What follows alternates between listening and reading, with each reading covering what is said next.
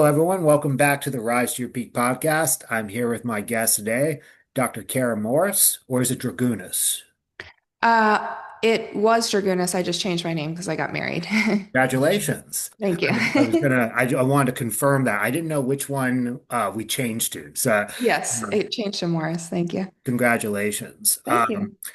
Dr. Morris is a physician's assistant who specializes in functional medicine, Mhm. and we're incredibly excited to have her on today to help our viewers better understand in the modern day what some of the differences are between conventional medicine practices and approaches versus functional medicine or alternative medicine approaches. Kara's kind of the perfect candidate for this conversation because she's um, relatively new into that medical community, and so she's experienced it firsthand. She's the medical education is still fresh in her mind. Probably some of Mhm. those deficiencies are still fresh in her mind. Mhm. So, very excited about this episode today. Um, Dr. Morris, if you don't mind, can you just give us a little backstory of, where you started out, what got you into functional medicine, what made you, make that shift, and Yeah. then we can kind of dive into our topics. Yeah, yeah, absolutely. So basically, I've always had an interest in health and wellness. I've always been someone that personally wanted to be very healthy. I've always exercised, eaten healthy. And I kind of went into medicine thinking that's what I was going to do. I was going to help people get healthy, and like that was my main goal. Yeah, So I've pretty much been in medicine since I was 16 years old, so a long time now, just different, areas and trying to figure out what I wanted to do. yeah, I went to PA school, graduated PA school, initially went into conventional medicine. So I have a fair amount of experience in conventional medicine, so I've kind of seen both sides of it. yeah, Initially, my first job out of PA school, I was a hospitalist. So inpatient, you're seeing any and everything. And also that was during the height of COVID too, so that was especially fun. yeah. Wow. So What that a was like a welcome really good first. welcome to the medical world. Exactly, exactly. It was a lot. But I mean, I'm grateful for the experience because I learned a lot. I saw everything. There's just a whole different level of medicine when you're inpatient because it's obviously it's all acute things. Um, so I did that and I did that for probably four years or so. And then, from there I was like, well, I've gotten the experience. I do want to shift into something more where I can actually have an impact on, preventative health and seeing people before they get to the point of being admitted in the hospital and needing a, leg amputation from diabetes. Like I want to manage it prior to it getting to that point. Yeah. So I was like, okay, well, what is that? That's going to look like primary care. So from that, I went to primary care. So I was basically a primary care, a PCP, for a few years. So again, my main goal was I want to have more of an impact on preventative care. I Yeah. want to talk to people about nutrition and, preventing diseases, which I tried my best to do. But as we'll probably touch on in this episode, conventional medicine is a little bit limiting in how much you can do. So, I was seeing people in primary care with a 15-minute window, a time slot for their appointment, Yeah. and they had 17 different diagnoses and they were on 25 different medications. So if I'm being honest, like the opportunity to talk to them about diet and exercise just really wasn't there. Sure. So that was almost even more frustrating for me because I was it going to say felt that's defeating. yeah, it felt like I should be in the place where I should have this impact. So I'm like, okay, there has to be something more for me. And to be honest, I had a lot of patients when I was in primary care that would travel pretty far to see me, like over an hour, just because they knew I was more holistic and I would, go outside of the box, order different labs that standardly wouldn't be ordered and things like that. So I kind of started incorporating functional health into my practice then. But if I'm being honest, I was still very limited because I was still working under, a healthcare system and I still had to put everything through insurance. Yeah. So, a lot of people get frustrated why didn't my doctor order this? Or why didn't my doctor talk to me about this? And it's like, well, they can't, their insurance is limiting it. So at that point, I'm like, this isn't, I felt almost guilty leaving because I felt like I was leaving all these patients behind that like truly needed my help. Yeah. But it wasn't fulfilling to me. So that's when I moved more so into functional health, Mm. which is amazing. Like I feel like I have no limit on what I can actually help people with. It's typically not through insurance, which sometimes on the other end of the spectrum, people get frustrated with that. And it's like, well, hey, you already went the route of going through insurance and you didn't get your answer. So, Right. we probably have to think outside of the box at this point. So that's basically my story of how and why I got into it. Yeah. And yeah, it's been great. It's been super fulfilling since I have. Yeah, that's awesome. That's a great story. I'm very excited to dive into a lot of those details because I think this is a topic that, so much of our information these days comes from small clips online, Hmm. not long, detailed conversations with context to them and nuances to them. And so, like, it's very easy to just assume that, functional medicine is like anti-conventional medicine. And Yeah, it's very easy to assume or to make claims or assume that like, it's the doctor's fault and that, right. conventional medicine doctors don't know anything. Yeah, But to your point, so much of it is the system yeah. handcuffing the doctors. Hmm. And that's where people, I guess, if there was a little bit more understanding around what we're going to talk about, there would be a better understanding of expectations of insurance. Because that's the Hmm. thing. They just assume their health insurance is going to cover their health. That's Exactly. not what health insurance does whatsoever. Right. It's a system of intentionally prescribing things and putting you through this workflow business model process that has Hmm. very little to actually do with your healthcare. Exactly. Um, and same with the hospital system. Same with everything. For the most part, correct me if I'm wrong, you guys are incentivized by the amount of patients you see per day. Yeah, that's the other thing too, That's not good. is yeah, I mean it really is crazy. So like for example, and I won't speak directly on like, that particular healthcare system, but they're all very similar. Yeah, I worked for a very big healthcare system and yes, especially towards the end, and they were continuing to change it as I was leaving, but especially towards the end, they were continuing to incentivize us. For a while, it was partially incentivized by like positive reviews and things like that, which I thought that was pretty decent. yeah, Like if you're doing well employment. as a provider, maybe you should get a bonus for that. Yeah, But then towards the end, it literally started transitioning to just heads coming in the door. And it did not matter how long your appointment was, but like basically, the more patients you could see in a day, the higher your bonus is going to be. And that was just wild to me because like so much was getting cut out and everyone was frustrated. Like nobody, of course there were some, to be honest, some providers that did love that system and they were turn and just burn. exactly. Yeah. But it was horrible for the patients. Like they're not getting any of their answers and they are waiting 2, 3 months just to get the appointment, just to be told like, hey, we can't actually do this today. You have to come back in another 2 to 3 months because your appointment can't be longer than 10 minutes. Insanity. Yeah. And what are we supposed to know about a patient in 10 to 15 minutes anyways? Exactly. Exactly. And the other thing that was hard too is like previously, before a lot of these systems were set up, you would see one family doctor for your whole life, and they really genuinely would know you. That family doctor would also go inpatient and see you if you were admitted.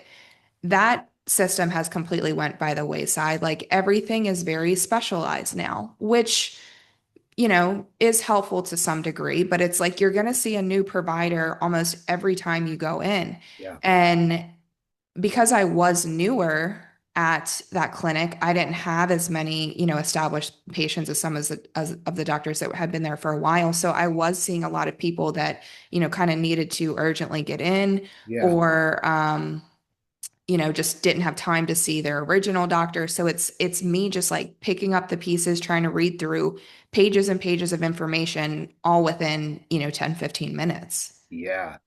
Yeah, that's really crazy. And of course I'm gonna try to reflect on that and say, at some point there was probably good nature in that thinking process of like, okay, there's this huge demand of sick people. If we extend our specializations, we can serve more people and target, their needs better. That was Hmm. probably the original thought with that. But what ended up happening is now everyone's just working in silos. And to your Yeah. point, now they see one person for blood pressure, one person for their anxiety, one Hmm. person for their GI issues, one person for their thyroid. No one's zooming out the lens and saying, hold the phone. All this is related, and we need to Yep. get you off these six medications and address the problem. Yep. That's not happening at all. And in fact, it's kind of benefiting them that it's not happening. Exactly. Exactly. So I want to think that that happened initially with good nature, but Right. it's clearly not worked out the way they planned. And now they're not incentivized to change it because they're making so much money. Exactly. And it's like this is kind of a tangent, but if you look at the like the income for different specialties and stuff, like the more specialized you are as a provider, the more money you make.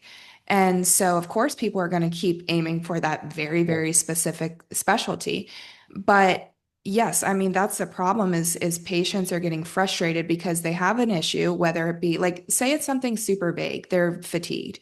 So they go to their PCP, they're then pushed to, I don't know, rheumatology. They're like, let's rule that out.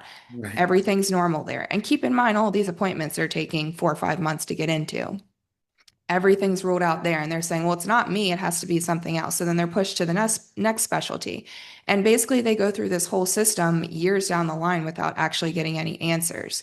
Yeah. And, part of it is because they're not really doing a lot of root cause testing, which that's obviously the main difference between conventional medicine and functional medicine. But yeah, I mean, it's almost like, I'll give you a medication for this, but like, that may not be the root cause. Let's pass you off to the next person and push the responsibility to somebody else. Yeah.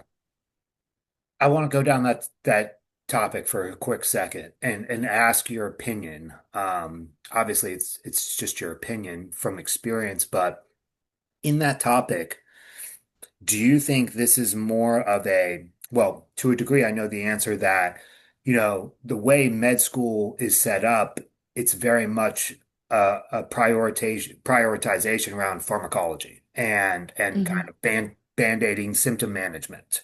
Hmm. So that's kind of what the education platform is set up with. They have this symptom, you give them this medication, there's a Right. formula there. But at the same time, we're talking about the best and brightest people in America. Is anyone just asking, like, well, wait a minute, what's the root? Why do they have high blood pressure? Why do they have these symptoms? Or is Hmm. everyone just putting their head down and saying, yeah, statin, that's what we're gonna do? Like, is Yeah. everyone just agreeing, or is there pushback and questions?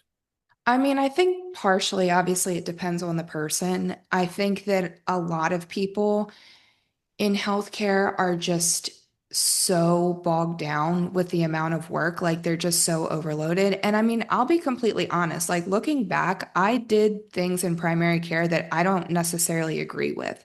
Like maybe I did give someone an antibiotic that they probably could have waited it out and they didn't need it. But it's like you are so forced to see people in such a short time.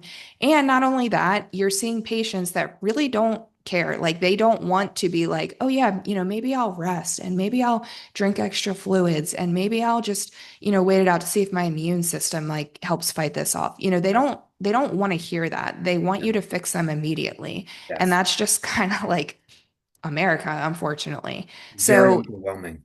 yeah, I mean, it's both. It comes from both ends. So, like, you're just very pressured to do that, even if you know in the back of your mind that might not be the right thing. And I Yeah. think that's the main reason as to why I needed to leave is because, like, morally, it just didn't even feel right to me. Like, I knew that if it wasn't something I wanted to give myself or my family members, why should I be prescribing it for my patients? Yeah, absolutely. I really want to emphasize how much I respect that because it's not an easy decision. Yeah. And again, I only know this because I've talked to so many people like yourself and I've witnessed this so many times. But I think, again, probably 98% of Americans don't recognize this timeline or cascade that happens. So Hmm. bear with me for a second, just for listeners, but and correct me if I say anything miscalculating, but something that they need to understand is doctors, physicians assistants, NPs, these people have done so much extended schooling and education, and they have put themselves in debt, Hmm. sometimes immense debt Right. to do that. And to that point, their own health has degraded. Yeah. They have borderline adrenal fatigue. They've stayed Oh, up all yeah. night. They've been relying on Adderall to pass these exams and stuff like Hmm. that. Then, as soon as all of this schooling ends, then they get basically pushed right into the system. And it's Hmm. like, hey, if you ever want to pay back your debt, you better just put your head down and do the work and see 100 people a day, because that's the Exactly. only way you're getting out of debt. Yeah, exactly. Am I am I Yeah, pretty no, close? no, that's 100% right. And it's like, it's kind of crazy because some of the most unhealthy people I've been around have been other providers that I work with. And it's just the extreme high stress lifestyle, no time to eat. I mean, I could probably count on one hand, like the amount of time I actually took a legit lunch break and ate during conventional medicine. I mean, rarely ever. It's when you're charting, you're doing notes, like you're never actually just sitting there and having time for food. Now, of course, I always did my best. I've always been someone that has been into health. I was previously a bodybuilder, so like I always, packed my food and stuff like that. But it's like crazy when and anyone that's in healthcare knows this, the amount of pizza and donuts and like everything that is brought in. And it's like, how do we work in healthcare? And like, this is what's pushed on a daily basis. I mean, literally every day there's like something from a drug rep, never anything healthy. This is kind of just like a side story, but I just always think it's funny. So, in my primary care job, that's actually when I was in bodybuilding prep. So, like, I had a certain step Wow. goal. So, I brought my walking pad into the office and I had a standing desk. And Yeah. so I used it. And like, I was literally known in the office for doing this. Like, people thought I was crazy. And I'm like, I don't care. I'm going Yeah. to hit my step goal. But so many people, I can't tell you the amount of people and providers, like doctors, that would ask me for advice. Like, how do I lose weight? And it's like, well, you're the one sitting at your desk eating carry out. I'm the one that's on my walking treadmill right now. Like, you should be able to kind of connect the dots. Yeah. But yeah, I mean, it's crazy. Like the people of the amount of highly educated people that just didn't understand the basics of, like, for example, how to lose weight. It really was crazy. Yeah. And the amount of people that would walk past my desk and be like, oh, that's really smart. I should get a walking pad. The entire time I was there, not one other single person did. Wow. And I mean, I think it goes to show that like you can be brilliant, but if a topic has never been brought up to you, why would you know? Exactly. No, and yeah, there's common sense and deductive reasoning, but still, if a topic hasn't been brought up to you, nutrition, sleep, recovery, if those Hmm. haven't been prioritized in your brain, you're not going to think about it. And again, Yeah. we have to remind people that, you know, what I just mentioned is just getting started in your career. Like Hmm. you just got out of school finally. Now you're getting started. And now the work has just begun. Now Right. you're having sleepless nights. You're overworked. You have no time for exercise, no time for food, no time for hydration. And you're Yeah. typically running on like 5 to 6 hours of sleep max. Right. And so there's so many things working against you, and you're Hmm. so bogged down. I'm just thinking, even cognitively, in decision making, so bogged down. That's Yeah. a horrible place for a physician to be.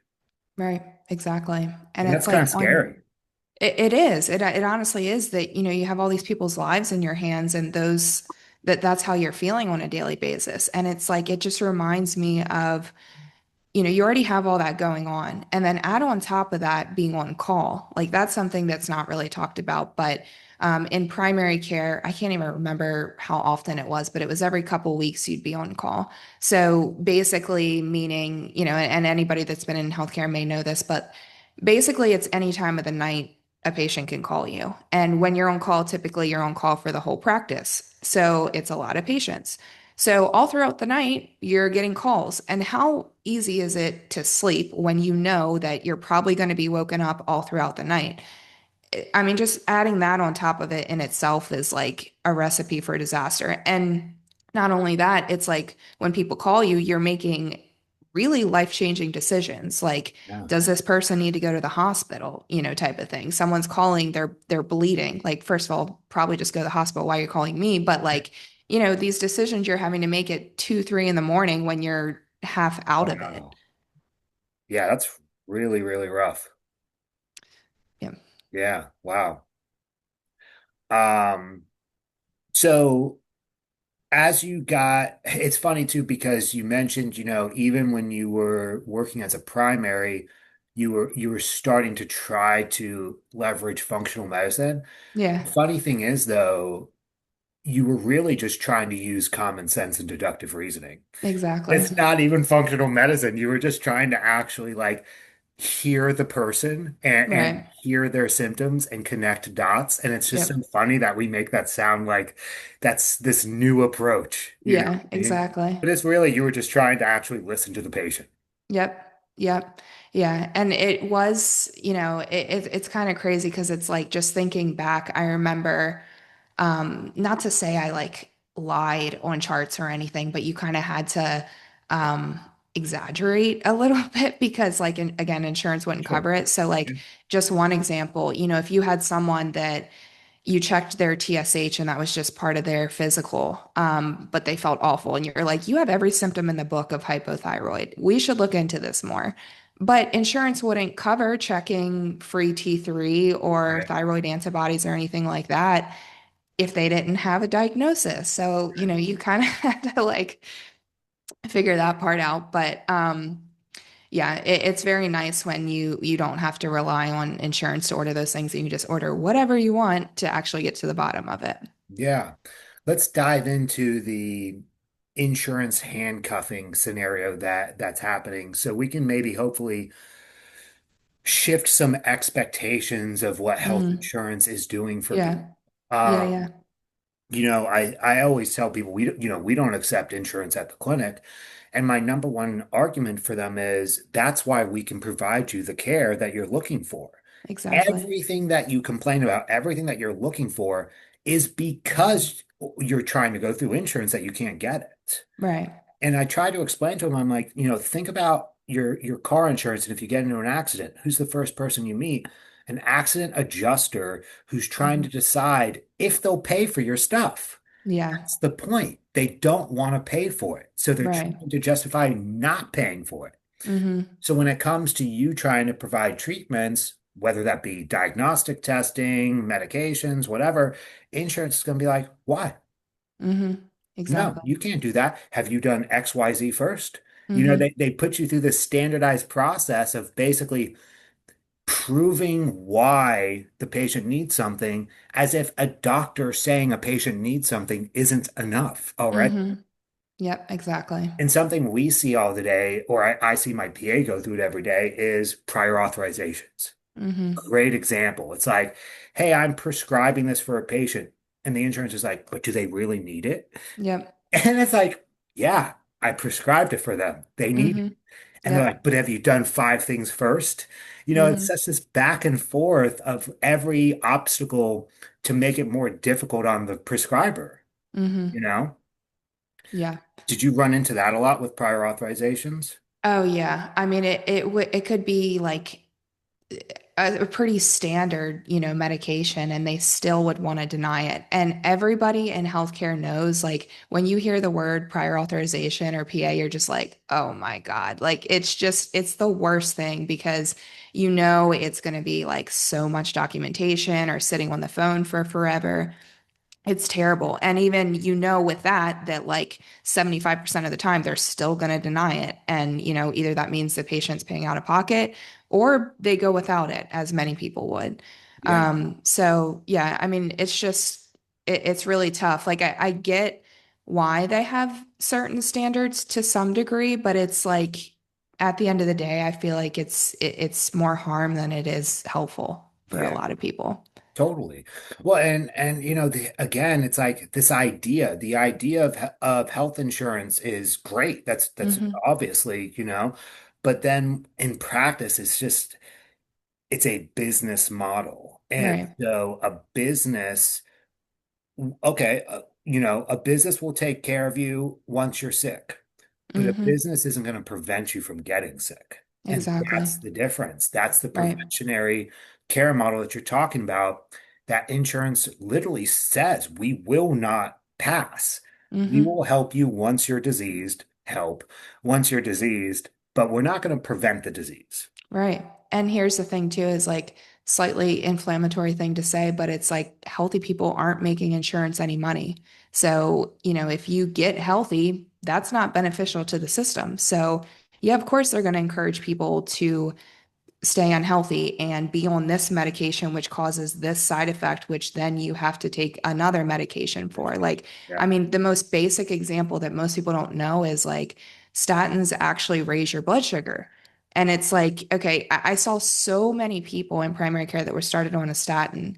And then they come back 6 months later and they're pre-diabetic or diabetic. And they're like, I Oh, didn't change anything. Now, of course, they could be changing something at home. You don't really know. Um, but I think it's something like a 16 to 21% increases in blood sugar once you start on a statin. Like oh. it's crazy amounts. Yeah, and I also know it depletes vitamin D, which Yeah. almost everyone's already vitamin D deficient, and that can Hmm. then transpire into so many things, mental health, hormones, bone and Yep. muscle degradation, immune Yep. system function, such a cascade from just one medication, you know? Yeah. Exactly. Um, yeah, and I think a lot of people too in their mind it's almost like a delusional fantasy. They think that there's big pharma and then there's insurance, and insurance is on your side, fighting against big pharma and covering your healthcare. But that's not true. They're Oh no. actually like this, working Hmm. with each other to say, if you prescribe this, then they get this, and then I'll cover this, and you prescribe this, and they're making Exactly. each other money. Exactly. And I think that's another confusing thing is that they're not understanding what you just said is this is intentional Right. prescribing something that causes new issues and then prescribing something and insurance covers all those things and everyone's Yeah. making money.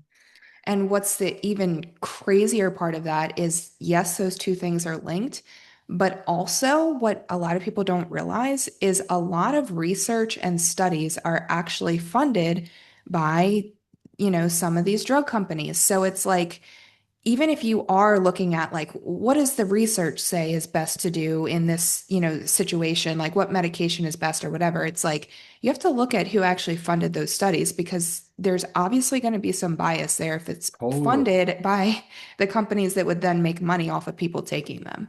Well, and to take that a step further, then the insurance says, well, the research only shows that this medication is successful, but it's skewed biased research from the owners of the medication. Exactly. And they're never going to include research, a study like this medication versus something more woo-woo out there, Yeah, sunlight in the eyes and for 15 minutes in the morning. Like they're not going right. to do, that type of research comparison. Whereas Yeah, like something like that could potentially have a better effect. I mean, basically just I don't know the numbers off of the top of my head, but like just going on a 10 to 15-minute walk after meals has shown to decrease blood sugars more than many diabetic medications. But absolutely. it's like, of course, that will never be pushed. Of course. Yeah.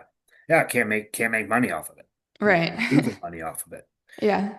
Another arena that I've brought up a couple times, and I don't think it's very often talked about when we talk about, the deficiencies in conventional medicine and why, practitioners are set up for failure.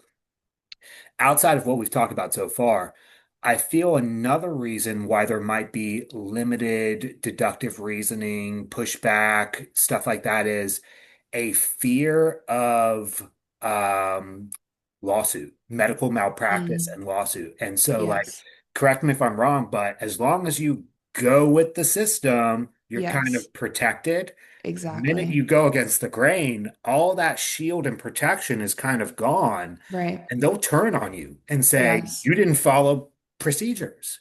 Yeah, I mean, that was a huge hurdle I had to get over when I left conventional medicine. It honestly was a fear because if I'm being honest, I've always kind of been like the straight A student, like perfectionist. So for me, really going against the grain like that was really kind of scary Yeah. because and at a certain point, I had to accept like worst case scenario, I could get sued. Like I could, worst case Lose scenario, your I could lose license, my everything. license. Yeah. Absolutely, I could. And I just kind of had to accept that. And honestly, for me, it's worth it for me to pursue actually helping people and actually making what I feel is more of a difference. Yeah. But that is something that I had to actually like kind of get over and realize because when you are in a hospital system, 100% you're protected. I mean, I don't know that I mean, unless somebody does something way, way, Pretty wild. way out Yeah. there, like illegal, like you're gonna be protected. Yeah. If something happens with a patient, you're protected by the system, which again, good intentions. But it is kind of crazy when you decide to leave it. It is really scary. And when I first left conventional medicine, I was like looking up all these different things. What can I do to protect myself? All different types of, um, like different types of insurances and stuff, like all that stuff that I can get, which I did end up getting some stuff in place. But Yeah. at the end of the day, it really was just like a fear I kind of had to get over because I did have to accept, like, hey, there have been plenty of providers in functional medicine that have lost their license for different reasons. And I kind of just had to accept, like, if this is what I'm going to pursue, that is a reality of it. Yeah. Yeah. Well, again, I just want to say that I respect that decision. I know it wasn't easy. And for the listeners, that's what I mean when I say you're incentivized. Incentivized always sounds like positive things, but Yeah. they incentivize you with positive things. They also fear monger with negative things. Yes, There's like exactly. five reasons that doctors or providers are limited. Yeah. It's not just because they want to make money. It's fear. It's losing everything. It's doing Hmm. 12 years of school down the drain and Right. starting from scratch. So many different aspects as to why physicians are handcuffed. Yeah, exactly. And honestly, for really any human, fear is a lot more of a positive, a way to positively like push people versus Productive. Yeah, yeah, yeah. yeah, it's a lot more productive than encouragement. Like Yeah, people are going to be a lot more inspired to do something out of fear versus the opposite. yeah, And it is really crazy to think about because it's like all throughout school, I can remember them ingraining in us over and over and over again. Like your documentation needs to be perfect or you're going to get sued. Like this needs to be perfect. Don't mess this up or you're going to get sued. And again, I don't think necessarily the teachers had anything like they believe that too. You know what I mean? They were taught the same thing. But yeah, I mean, that's literally what's ingrained in your head the entire time through schooling. yeah. All details of the system that people probably don't understand because they're not in the system. Right. Yep, exactly. So you've moved full time into functional medicine in the Mhm. recent years. Tell me what that's kind of looked like for you in comparison. Yeah, I mean, there's obviously a lot of differences. I think the biggest thing is really just actually being able to see on the other side of it, like clients or patients actually getting better. Yeah, Um, it's very fulfilling to see. And the difference really is like I'm not really aiming to see someone for forever. Like if I can help you and fix you, like wonderful, like be on your way versus standard medicine, like they're locked in for life and they're going to continue to come back. So like really I it's kind of an opposite mindset of like, I love when actually someone can go in their way and they're actually, fixed per se. I wholeheartedly Um, agree. yeah, so that's pretty cool to see. Um, I will be honest that obviously the financial part of it is different. Like somebody has to be willing to put the money, into it. But I have had plenty of people come to me that don't have the money but figure out a way because their health is that important. Yeah. Um, I do wish it was more affordable for people, but like we've said, certain testing and stuff is just if you want to actually figure out what's actually going on, then it's not going to be through insurance. Yeah. Um, but just seeing people, I would say one of the most fulfilling things is seeing people that, are maybe 40 or 50 and they're like feeling better than they did in their 20s. Like that, Yeah. that is so fulfilling. And it's fulfilling, but it's also kind of sad when you finally help someone and they're like, "Oh my gosh, I could have like figured this out, years ago." And that's a little bit hard, but, better late than never. Oh, absolutely. Yeah. Discontinuing the hamster wheel sooner than later is always a good thing. Yeah. Do you guys take HSA and FSA? It depends on the services. So, like, yes and no, but obviously it just depends on Yeah. the services. Hmm. Yeah. What would you say? Give us an example of like, so we kind of know what the conventional medicine meeting would look like. 10 to 15 minutes, Hmm. rushing through charts, providing a Band-Aid. Yeah. What's the difference? Give us an example Yeah. of now. Yeah. Yeah, that's a good question. So I would say when I meet with someone now, obviously it depends, is this my first time or follow up or Sure. what are we talking about? But at a minimum, it's usually about an hour, honestly, something like that. Again, depending on what we're doing. But I'm talking to them about their full history, like, Yeah. especially if it's a woman, a lot of information about cycle and cycle history and birth control and hormone usage and children that they've had or births that they've had, different stuff like that, just so I can actually try to get to the bottom of like what's been occurring, what's been happening. And a lot of times just from talking to a lot of people, I can figure out a fair amount of information even before getting any testing. Yeah. Like a woman comes to me and they're like, my cycle's super irregular. I can't sleep at night. I'm anxious. And they're, 48. I'm like, I already know your progesterone's low. Like Yeah. we can do Check, the check, check. testing. Yeah. Yeah, we can do the testing, but like I already know, I already know that's part of it.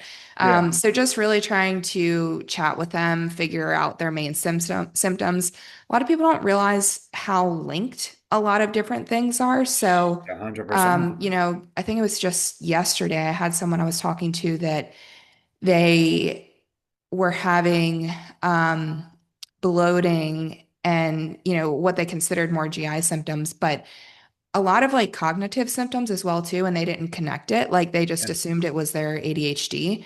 But I'm like, if your gut health is in a really bad spot, like I always say, the gut is the second brain. Right. If your gut health is in a bad spot, like you're going to have a lot of this brain fog and cognition issues and stuff like that. So really just kind of diving in. A lot of times people won't even realize certain things that they're having is connected to other things. So just, more questioning, really diving into like when did this start? What is a big trigger for it? What makes it better or worse? Yeah. A lot of these questions you do learn in school, like through conventional medicine, but a lot of you just don't have time, to dive into it as much. But yeah, I would say through learning like history and physicals through school, you do actually learn a lot of the questioning that is helpful. It's just obviously not as extensive. Absolutely. Yeah. Do you feel that the other than your verbal questions once you meet, are the onboarding intake forms, medical forms, different at all in your practice compared to conventional medicine? Yeah, I mean, it's definitely, we're talking about different things. Yeah. So it's not just like, are you short of breath? Do you have chest pain type of stuff? It's like, your skin health, like very specific things like that. Obviously, so for me, gut health and hormones is like my main focus. So that is mostly what I'm diving into there. And Yeah. especially with women, like really trying to dive into like what do different hormone symptoms look like throughout the month. I'm always honest with people that, as a woman, like your hormones are supposed to fluctuate. You are going to feel different parts of the month. But when it gets to a certain point of it being debilitating, affecting your daily life, that's different. So I'm really trying to like dive into those types of questions, Right. which, maybe the extent of that with conventional medicine might have been like, what was your last menstrual period? Right. I got I guess we can call it an inflammatory question for you. Okay. Um, given, your niche specialization and the crowd that you typically work with, I want to figure out how to word this properly. What population of What percentage of the female population do you feel actually knows about women's health? Like, actually understands their own body, Mm, actually understands cause and effect, and yeah. actually understands the differences between a woman's physiology and a man's physiology, including the medical community. Yes. What percentage of women actually know? Yeah, that is something I could talk about all day.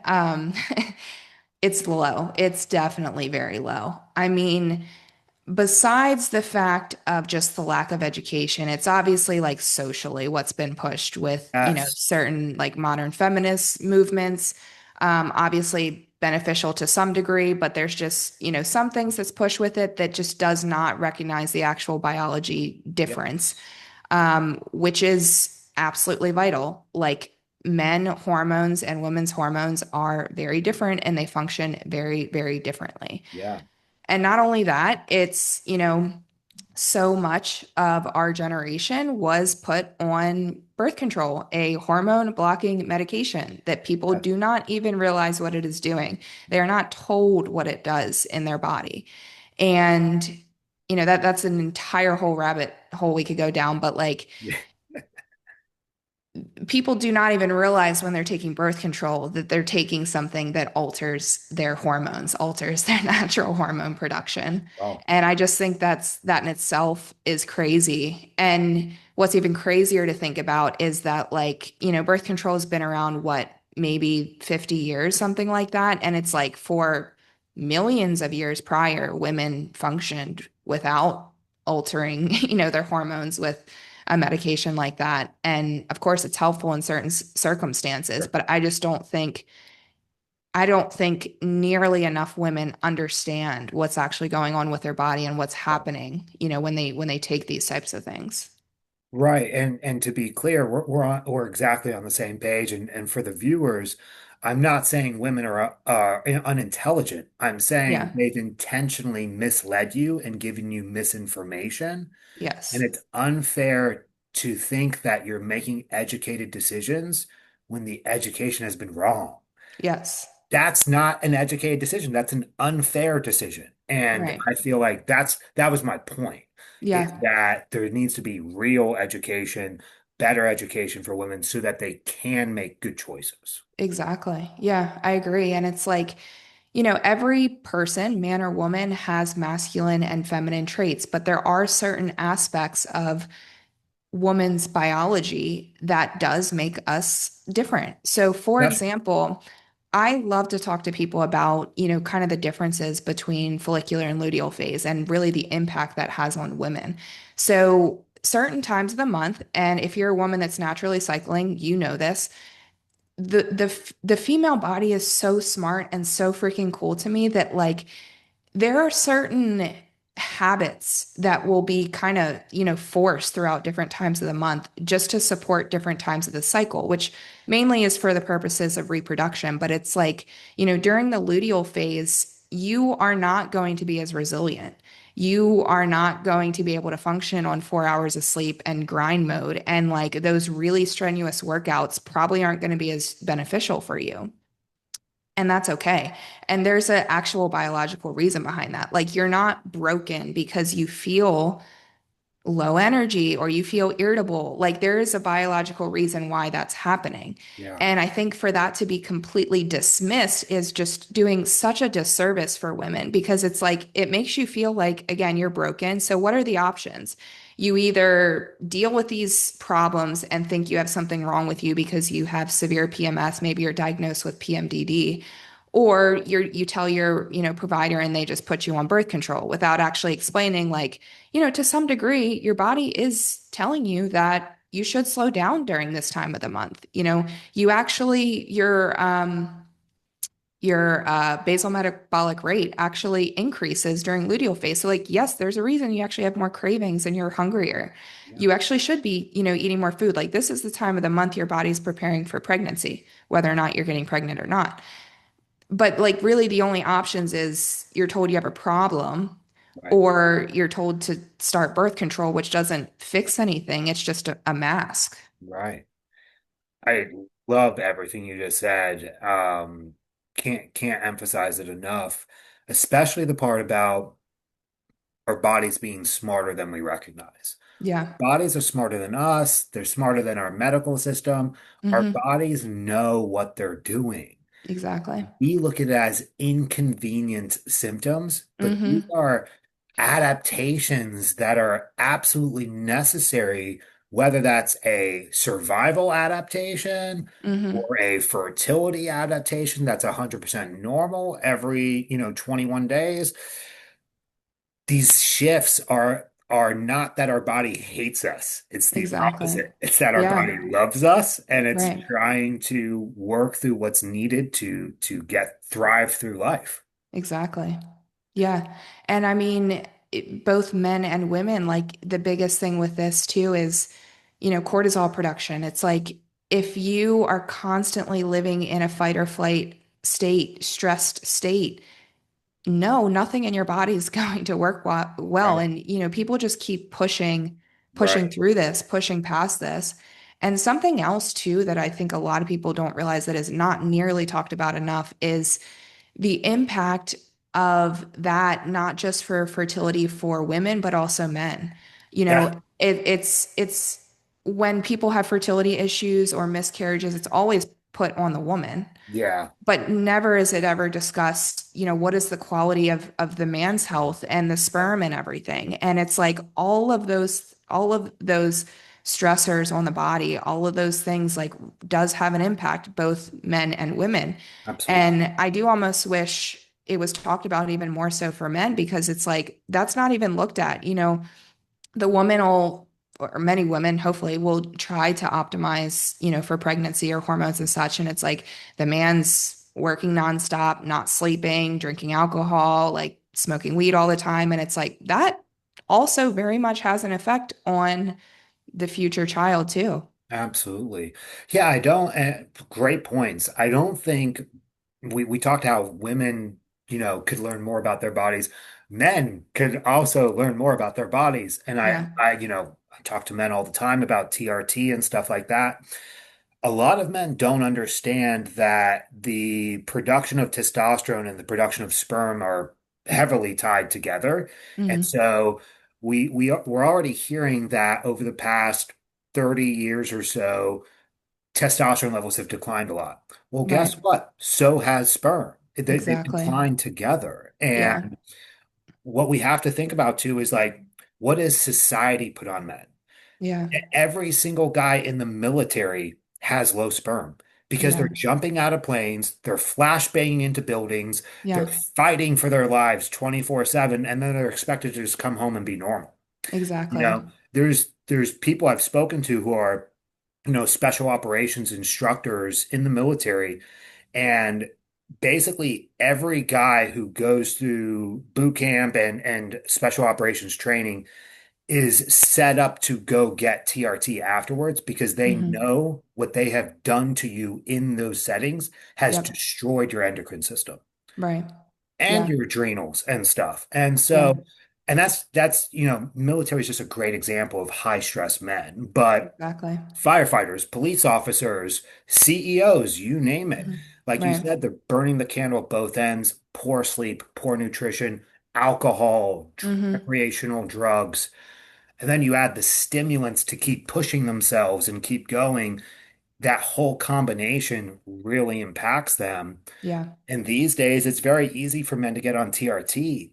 Yeah. Great, problem solved until you get to the pregnancy and fertility conversation and you're Exactly. back to the first problem. Right. Your Yeah. endocrine system doesn't work. Yeah. Or they just, crash eventually. Yeah. Yeah. I mean, I always tell my patients, I always kind of explain it like this, like you have one stress bucket. All of Yes. these different stressors in your body kind of fall into that one bucket. Yeah. Your body's not recognizing the difference between stress from work or stress from relationships or stress from lack of sleep or stress from under eating or over exercising. Like it's all kind of seen as stress on the body. So it's like, as you keep compounding this year after year, something's going to break at some point. Yeah. So, very often, like when people come to me, they're always surprised that I'm like more of a less is more approach. Like I'm actually telling you to dial back your training. I don't want you in the gym 7 days a week. Absolutely Right. not. Like Right. let's do 3 days a week and make it super solid. Yeah. Um, but, I think that it is it's a problem for men and women, obviously, but I do think with men, it's like men are a little bit more resilient, so they think that they can just keep, pushing. And yes, their bodies are set up to be a little bit more resilient, thank goodness. But it doesn't mean that things can't break at a certain point. And you're right, and that TRT is not a bad thing, but it could almost be like I don't want to say it's, like a cover up. It's definitely I utilize TRT a lot, so it's definitely beneficial. But if you're not still addressing the root issues while adding something like that in, it's just going to come back. Same thing as birth control. If you hop on birth control because your cycles are irregular and you don't decide to come off of it until right before you're ready to get pregnant, how do you expect that your fertility is going to be great if your body has not, produced these hormones for so long? Totally. And I loved what you said in terms of the concept of like a stress bucket and that the Hmm. body is keeping score. And, the term stress, everyone thinks of stress as like their life, finances, Right. bills, their kids, their relationship, and those Yeah. are all stressors. Yes. But what we also have to remember in 2025, we have air pollution, water pollution, Yeah. toxic load from pesticides and environmental factors, Yep. the chronic infections and stuff, internal inflammation. These are also stressors and burdens. Absolutely. So, as Americans, we're probably already at 50% burden Yeah, without all the life stuff. Now exactly. you take a single mother working two jobs who wants to do contest prep, Right. and now their stress bucket has gotten to 120%. Yeah, exactly. And it's like people always want to pinpoint it to one thing, One right? thing. They Yeah. want it to be like, "Oh, it's the gluten. The gluten is Yeah. the problem. This is why everything in my body is messed up." And it's like, honestly, the gluten was probably just the one thing that pushed you over the edge. You Bingo. had all these other things that were building up. Right. Or, even more simple example, it's like somebody goes out for ice cream and their acne flares up and it's like, "Oh my gosh, I can never eat ice cream." It's like, is ice cream the worst thing in the world? No, like that probably was just the one thing to push you over the edge. Like Right. ideally we should not be in a spot where you can't enjoy every now and then something like that because the ice cream in itself is not the main underlying issue. It's all these other things that have built up, and then that was just the trigger to push it over the edge. 100%. And obviously, we know that most of them don't know about all the issues. So that's like Hmm. part of what we do is educating them. But at the Yeah, same time, they want it to be one thing because right. fixing one It's thing easier. is easier than fixing 10 things. Exactly. So in their mind, subconsciously, they are hoping that it is that ice cream, that it is the Yeah, gluten. They don't want to hear, well, actually, it's your entire life. It's every choice that you make. All of exactly. these things that need to change. Right. I mean, and I could say even myself, like we all even fall into that, even Yeah, if we're super well educated, you know what I oh, mean? for It's like, sure. it's just such a stupid, like simple example, but I just started getting into like red light therapy and I was like, oh, maybe this will be the one thing that like really makes my skin glow. And Yeah. like, of course it can be a helpful thing, but I'm just like, then I caught myself and I'm just like, obviously more goes into it than just that. It's one helpful thing to add, but we all fall victim to that is like we just want a simple fix for it. That's just kind of human nature. We're just one thing away from reaching all of our goals and Right. And I mean, having the that's perfect life. We're just one That's thing how away. marketing is so successful for so many different Yes. things, right? It's like you see something that says this is going to be the one thing that fixes this. And that can also be why it's tough marketing for functional medicine, right? Because like you kind Yes. of in a way have to be honest that like this might not be a quick fix. Like it's not Right. just going to be I give you a pill and things are better overnight. Like this Right. is a process. You did not get here over the course of, one day, 1 week, 1 month. So it's not going to be fixed in that time frame. Like it takes time. I think from what I've looked up, like the average amount of time to fix, leaky gut is like 18 months, something like that, even if you're doing pretty much everything right. Everything right. Yeah. Yeah. Yeah, the body needs time to rejuvenate, you know? Yeah. Mitochondrial repair, immune system recovery, nervous system recovery.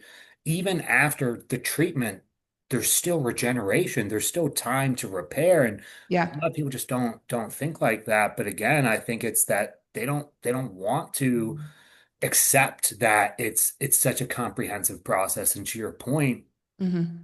yeah, we're fighting a lot of battles in the functional medicine world in terms of getting people to buy in because it's when it's not covered by insurance, it's not cheap whatsoever. Anyone saying cheap and functional medicine in the same sentence is lying to you. So it's Exactly. not covered by insurance, it's not cheap, and it's really fucking hard. Like Yeah. you have to challenge all of your convictions and Right. change a lot to get better. And Yeah. so hats off to the people who do it. Hats Right. off to the people who dive in with us and Yeah. full send it for 6 to 12 months and reverse all their disease. Yep. Exactly. I mean, I've had I've had bodybuilders that have said like, certain protocols, like gut protocols were even harder than Prep. like their prep. Yeah. Yeah, because it's so, specific and, Yeah. take this supplement then and don't eat this, don't eat that. Right. It can be tough. So I, do always try to be honest with people, but on the other side of it, I like to always keep in mind too that if a protocol is so tough that it causes even more stress on the body, you know what I mean? Like that's something you do have to watch for as a provider because you don't want to do more harm than good. I mean, that's the Totally. underlying piece of, being a provider is don't do more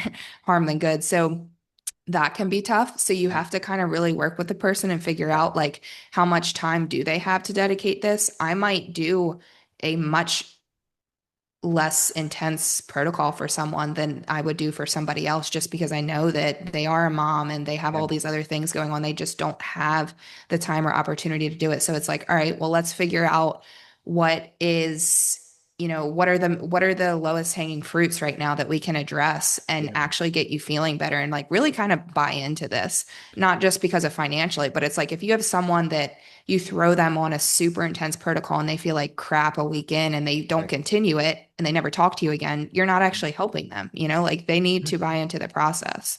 Well, and especially, we have to think a 42-year-old who for over 30 years has been told and convinced it's one thing and they're very set in their mind of like I have this problem and I need this fixed. And then Yeah. you're like, well, actually, you have Lyme disease and all Right. these other things that they've never heard before. So they have to buy into what you're explaining to them Yeah. and the treatment. They have Exactly. to accept what they actually have going on, not what they think is going on, and Yeah. accept this treatment. That's a lot. Yeah, it's a lot. And it's also like you need to build the trust with people. I mean, I think in today's day and age with AI and everything, like trust is hard to come Yeah. by. People aren't going to Oh, trust you. Everything online is faked. So yeah. it's like they really need to buy into the fact that you are genuinely trying to help them and Yeah. you're not just trying to like get money out of them or whatever it may be. Right. So that can be a really tough thing is like really trying to uh, buy in like trust wise with people. And I think that's why long form content like this is super, super helpful is Yeah. because, anything can be faked on Instagram, right? Totally. But One if clip. people can hear you actually speaking and Yeah. people can feel like they connect to certain things that you say. I think that stuff like this is huge and it just needs to be continued, especially in the health space. Yeah, I wholeheartedly agree. Um, I just wanted to go back to something and then, oh, dang, I just forgot what I was gonna go back to that you briefly touched on a second ago. Um, oh shoot, it just escaped my mind. Um,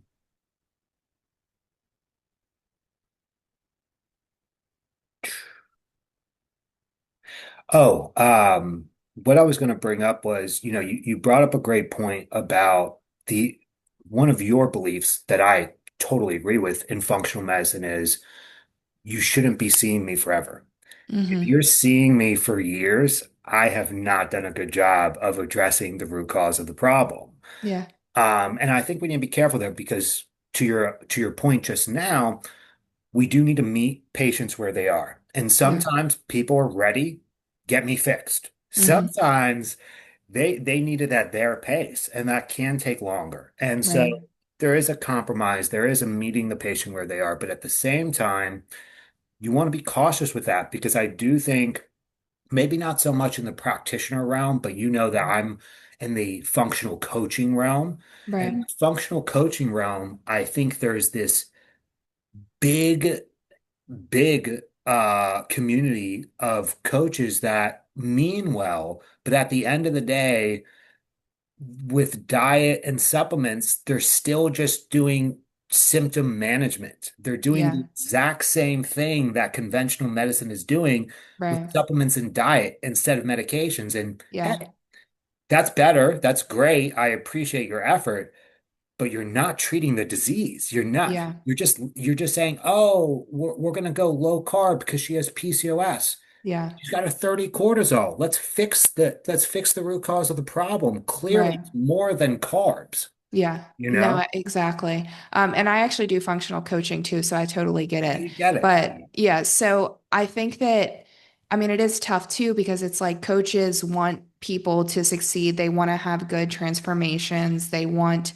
um, they don't want someone to be unhappy with what's going on. And it can be tough to tell someone like, hey, say this is something I see all the time is women come to me, they want to lose weight, they want to get leaner, but yet they have a completely, smashed adrenal system. Their cortisol's terrible. They have no progesterone. They're not getting regular menstrual cycles. It's like, no, you really shouldn't be in another dieting phase, right? Right. Like, but they could very well just go to another coach, maybe even a coach that's cheaper, that's like, yeah, I'll diet you. Why not?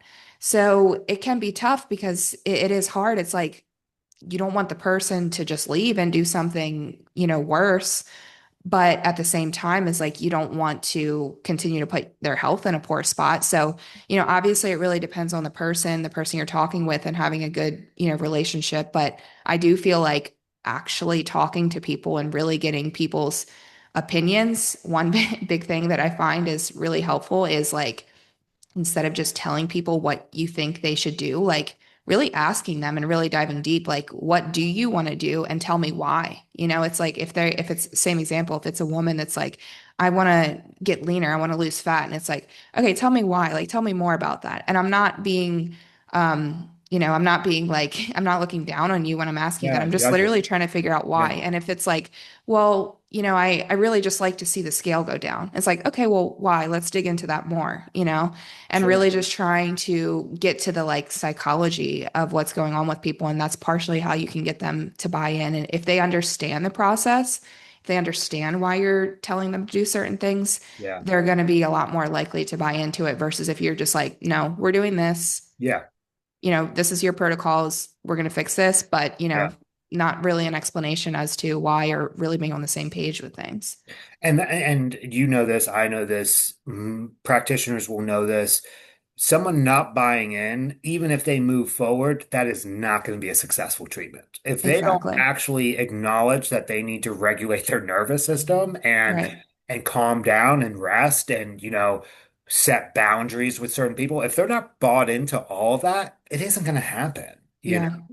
And Yeah. we always say like you can speak things into existence and stuff.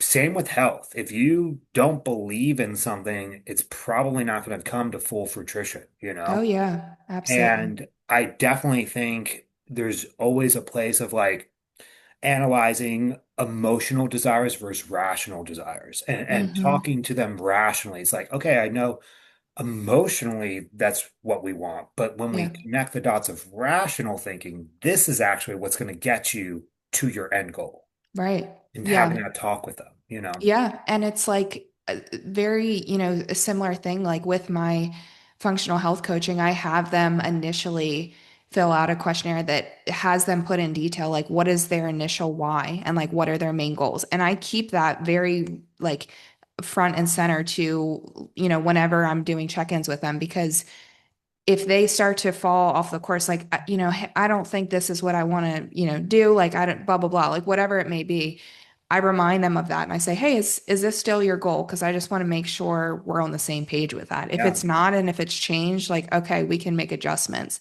But yeah, if that's still your goal, then these are certain things we need to work towards. yeah, absolutely. Yeah. Um, well, we're getting close to finishing up. I had a lot of questions I want to chat about to you with you today, but we just went on such a good tangent. It was, Yeah. I say we pin this and Yeah. set those categories for a whole different conversation a different day. Um, really appreciate you coming on and having this convo. Like I said, I greatly enjoyed it, and Yeah. I know our viewers will too. Kara, why don't you tell the viewers how they can follow you, how they can Mhm. reach you, if they're interested in services with you, Yeah. all the info. Yeah, yeah, absolutely. Well, thank you. It was obviously a pleasure. And I would say mostly social media wise, I'm most active on Instagram. Okay. So that's Kara, I have to think about it because I just changed it when I changed my name, Kara Morris underscore PA. Okay. And then my husband and I also have our own podcast, and that's tcy.coaching. Okay, great. Yeah, Awesome. Well, anyone listening, please give Kara a follow. And I definitely want to have you on again. So we'll connect yeah, again soon and absolutely. do another deep dive. Yeah, absolutely. Thank you so much. Yeah, I hope you have a great day and we'll talk again soon.